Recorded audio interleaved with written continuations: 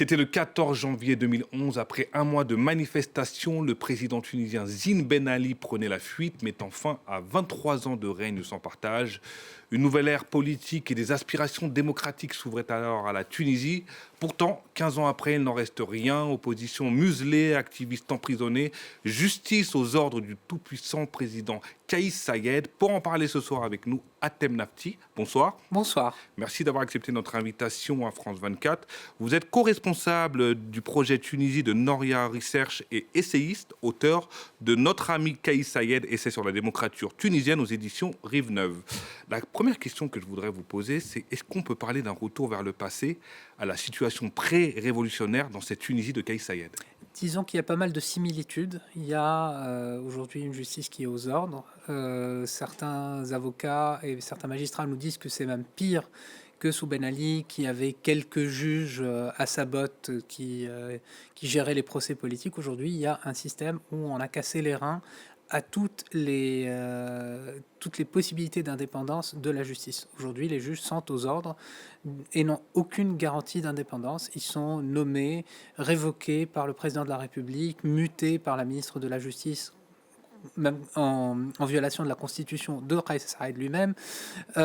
Et à partir de là, nous avons donc des verdicts sur des procès qui visent essentiellement des opposants qui sont caricaturaux et avec des années de prison sur certaines affaires. On arrive à même 50 ans de prison dans des affaires sur des dossiers qui sont absolument pas sérieux. Mais on a une volonté de l'exécutif, en particulier du président de la République, de s'en prendre à ses opposants et plus généralement à toute contestation. Donc oui, il y a des similitudes. La grande différence, c'est qu'il reste, même s'il y a un retour effectif de la peur aujourd'hui, il reste un esprit contestataire. Il y a ça et là des mouvements sociaux très localisés, mais il reste, voilà, à partir du moment où on n'a pas jugulé les raisons qui ont mené à la révolution de 2010-2011, que le pouvoir actuel, même s'il a muselé l'opposition, il reste encore une fois des foyers de contestation aujourd'hui qui ne sont pas à même de fragiliser le régime, mais en tout cas, le parallèle n'est pas parfait, mais il y a un retour de la peur, c'est sûr. Il y a une instrumentalisation de la justice, c'est sûr. Il y a une mise au pas d'une bonne partie de l'opposition et des médias, mais il reste un vent contestataire. De la contestation, notamment les manifestations. Et justement, Kaïs Saïed, à son arrivée au pouvoir, est-ce qu'il y avait des signes précurseurs où on peut dire que le tournant, il intervient le 25 juillet 2021, lorsque Kaïs Saïed décrète l'état d'exception? C'est un point de bascule? C'est manifestement un point de bascule et c'est à partir de là qu'on a eu les véritables régressions. Cela dit, Kaïs Saïed n'a pas été pris au sérieux quand il s'est présenté parce qu'il a annoncé pas mal de choses en réalité. Il a dit qu'il voulait en finir avec la démocratie représentative, avec la démocratie libérale. Il était contre les corps intermédiaires, qu'ils soient des partis politiques, qu'ils soient des médias, qu'ils soient des associations. Tout cela, il l'avait annoncé, mais il n'a pas été pris au sérieux, notamment parce que quand il s'est présenté dans un système où le président de la République n'avait pas beaucoup de prérogatives et il n'avait pas de députés pour défendre son projet. Donc les gens ont commencé à s'intéresser à son projet. Le jour où il s'est donné les moyens, justement avec ce coup d'État du 25 juillet 2021, il s'est donné les moyens de reprendre le pouvoir et de concentrer le pouvoir, et il est en train d'appliquer ce qu'il a annoncé, qui n'a pas été pris au sérieux, à savoir en finir avec, lui il dit, l'avènement de la véritable démocratie, en réalité en finir avec tous les corps intermédiaires et tous les contre-pouvoirs qui pourraient le contrarier, ce qui fait que même aujourd'hui, même au regard de sa propre constitution qu'il a imposée en 2022, les contre-pouvoirs, les rares contre-pouvoirs comme une cour constitutionnelle, qui sont prévus dans sa constitution, n'existent toujours pas parce qu'il ne veut pas être contrarié, il ne veut pas de contre-pouvoir. Justement, aujourd'hui, au moment où je vous parle, que reste-t-il de l'état de droit en Tunisie?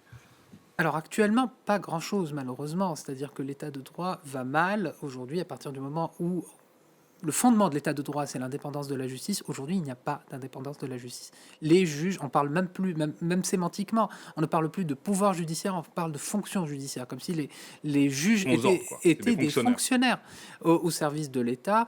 On a un Parlement qui est très faible, qui a beaucoup moins de prérogatives que le précédent. Et il n'y a plus de parti politique pour structurer ce Parlement.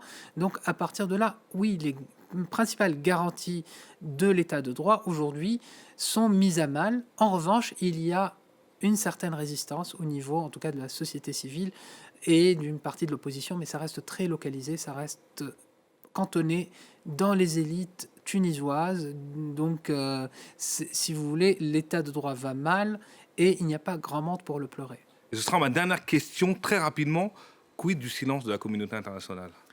La communauté internationale, si tant est qu'elle existe, hein, on va dire l'Occident, parce qu'en général, quand on dit communauté internationale, on pense à l'Occident.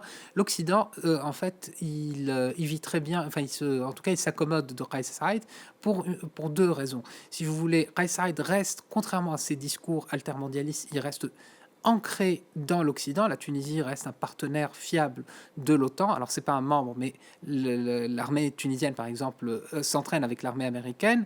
Et l'Union européenne, sa question primordiale, c'est la question migratoire. Et Kais Saied garde très très bien les frontières. Et à partir de là, on ne va pas s'embrouiller pour un petit peu les droits humains, sachant que les Occidentaux nous ont expliqué que les droits humains étaient à géométrie variable. Donc, rien de nouveau sous le soleil. Malheureusement, ça, pour le coup, c'est un parallèle avec Ben Ali.